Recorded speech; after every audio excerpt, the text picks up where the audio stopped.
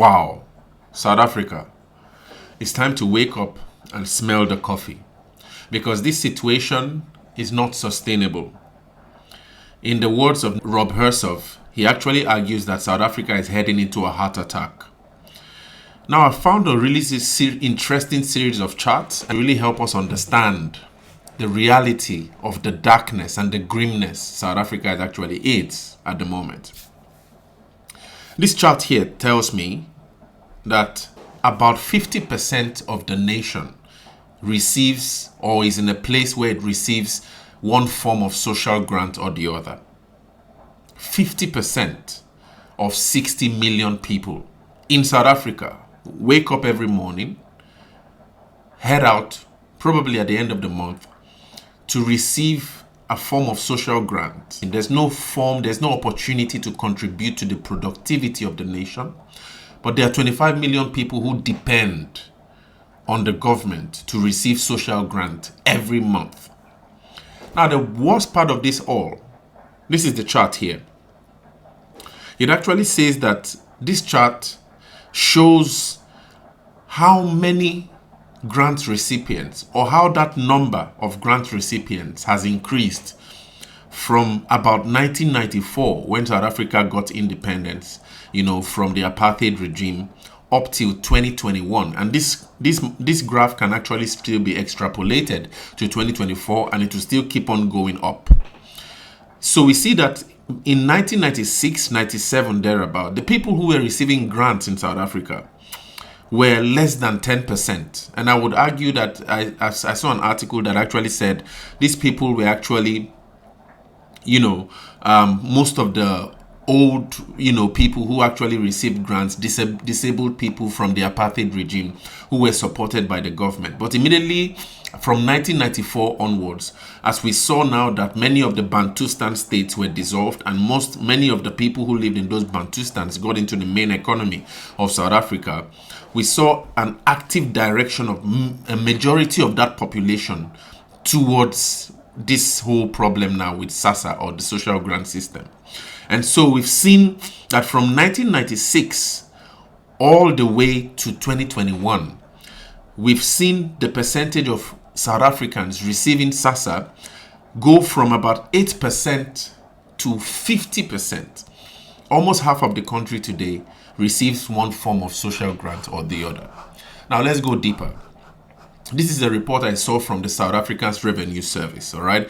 They have a report of 354 pages, which they make every year to really show the tax bracket, the tax income, and what's really going on with the taxation situation in South Africa going forward. Now, I compared the 2023 report and the 2024 report, all right? In 2023, the South African Revenue Service actually printed this and actually published it that there were 25,944,562 individuals who actually had registered to be taxpayers, all right, in 2023. And this was coupled with, in that same year, 643,370 employers. All right, this was the situation in 2023. Now, remember that the people who register to be active, or the people who register as taxpayers in South Africa, are not necessarily considered as active taxpayers. So in 2023, although there were 25,944,562 individuals who were registered in the tax register of South Africa, there were only 7,068,925 people who were expected to submit taxes, or who were, so we could argue, were active income taxpayers.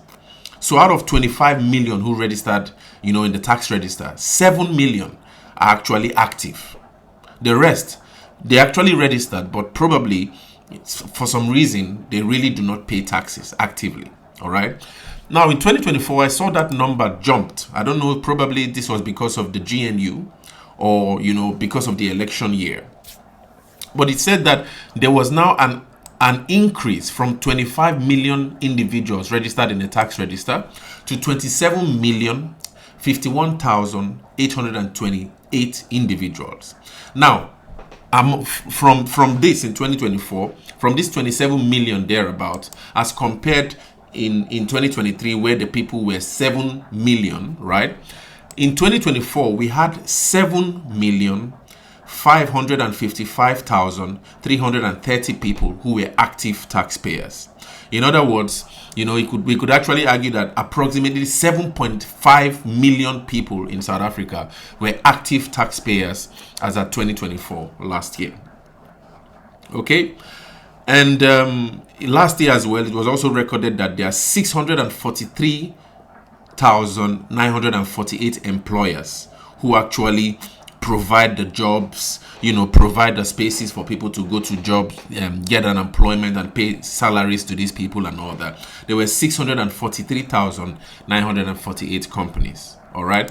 So that's the situation with 2024. Now let's get a little bit deeper. So I found this report from the Cape Chamber of Commerce and Industry. Really interesting. I really enjoyed it so much. It actually argued, right, that out of the 7.5 million active taxpayers I just showed you guys now, it's really sad for me to even really just think about it. So it says that the 7.5 million people who pay tax in South Africa, right? That income that comes from their tax really supports 28 million people who receive grants. Now, remember I showed you the first chart that said that 50% of the country are grant recipients or SASSA recipients. 50%, we could argue, is approximately 30 million South Africans today. So this is actually close. So it says that half of the country that actually receives SASSA is being supported by tax that comes from 7.5 million people. How can this happen? I mean, like, it's really unbelievable. So 7.5 million South Africans wake up every morning, go to work really hard. And I've seen the income tax in South Africa is quite high. But they work really hard, work their butts off. And at the end of the day, the tax that is gotten from these 7.5 million income taxpayers supports 28 million individuals who receive grants every month. These 28 million individuals expect that every month they have to be paid from SASSA somehow, however it is, but they have to just receive payment from SASSA. And this payment comes from the hard work put in by 7.5 million people in a country of 60 million people. So this is why I say, you guys, it's really time to wake up and really understand that South Africa truly, as Rob Hersov says, is going into a heart attack. It's close, just close. But anyway, I'll just allow you guys listen for yourselves to this really interesting guy I found, who's been doing some really interesting analysis, and I've been watching his chart. His name is Dawie Root, and he actually breaks down, the proportion of income that comes into South Africa, the different places tax comes from. He even argues that, there's a certain form of agreement that, both the former frontline states and I think Lesotho and all that actually, got into to have, I think these are export duties, so to speak. At the end of the day, anyway, the conclusion is that South Africa sort of like subsidizes these countries. I think these are countries like, it says that he actually argues that South Africa subsidizes countries like Namibia, Lesotho, Swaziland, Botswana. And all of that subsidization is actually so that, hopefully, in his own analysis, to keep those illegal foreigners from those nations flocking into South Africa. Because without that subsidization, we would see most of all these countries in South Africa, which already has a really burdened economy. But he actually argues that that's one. So he really breaks in this video and actually shows that at the end of the day, it appears that 19% of the population or 20% of the population in South Africa actually pay 90% of the tax income, personal income tax that South Africa receives. Let's quickly listen to Dawie Root. This is really heartbreaking for me and really shocking how it really functions and how, the system in South Africa has made a lot of people so redundant. And this whole problem with SASSA, there's no creativity, no productivity. People wake up in the morning and really don't understand how to produce and contribute and make a country function. And we have, at the end of the day, 7.5 million income taxpayers carrying the weight and the burden of almost 28 million people receiving SASSA. Let's listen to Dawie Root as he breaks this down and share your thoughts in the comments. All right, so this is where we get our revenue from, the bulk of our revenue. 640 billion, that's 33% of total tax take comes from personal income taxes. I'm going to show you some graphs on that. The second most important one is that one over there, this value added tax. 400, nearly 500 billion on that, followed by company taxes, about 17%, 300 odd billion. The fourth most important tax to the Minister of Finance is that one over there, and that is the fuel levy. And that was one big surprise. The Minister of Finance decided not to increase the fuel levy. Of course, all taxes are always bad, but I really thought that the Minister of Finance was going to increase the fuel levy. Last year he did not, and this year again he didn't increase the fuel levy. Maybe I could just make a comment about the fuel levy. Remember, the fuel levy goes to normal taxes, but it also goes to the road accident fund.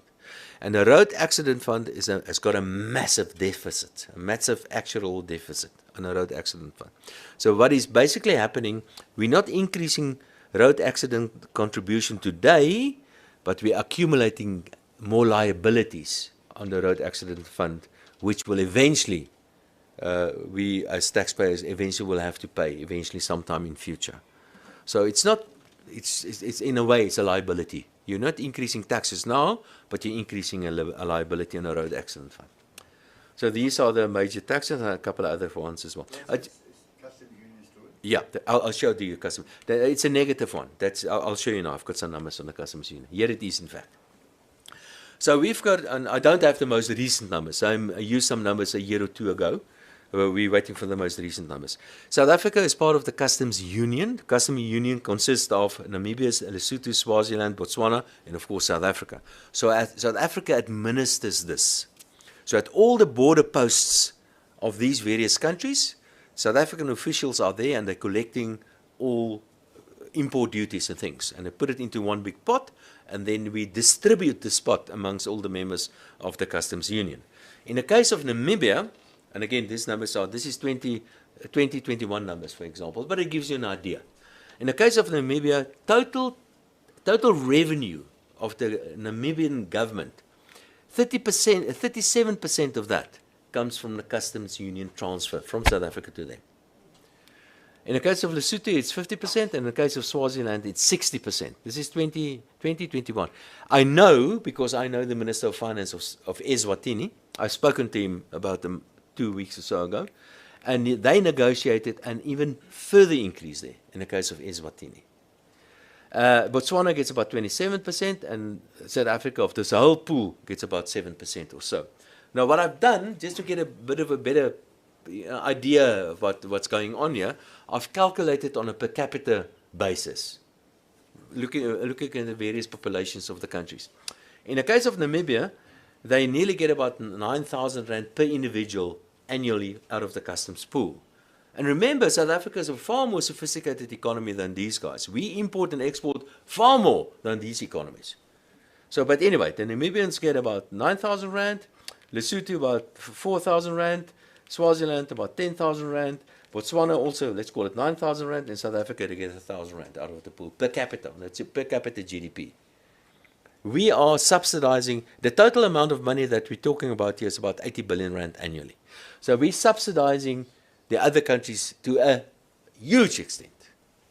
Now, I guess we have to do this, because if we don't do this, then, I mean, all the Zimbabweans are here already. If we stop doing this, then all the Swazi is going to be here and as well. So I just want to point this out. I'm actually surprised that the opposition political parties are not making a bigger story out of this. Okay, so let's see who's doing the payment, who's paying the money. there's 1.1% of individuals. In total, how many are there?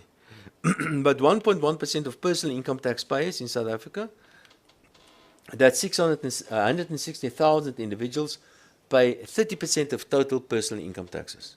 Let me repeat that. Personal income taxes is the most important revenue source to the Minister of Finance.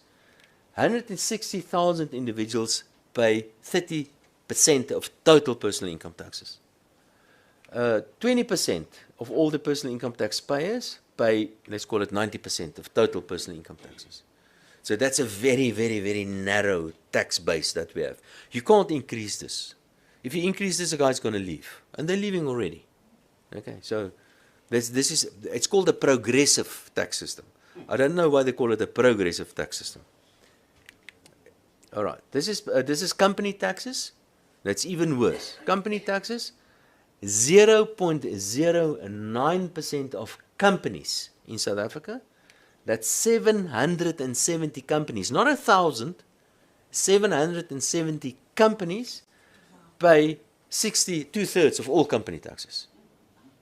So that's why I said we don't have company tax in South Africa, because only 1,000 companies pay just about all the taxes. The rest don't pay any taxes. We can just as well put some measures in place to get rid of small company taxes in any event, to make it easier for smaller companies. This is an opportunity, actually, in a way. But it just goes to show how dependent the ANC government is on people that probably not supporters of the ANC.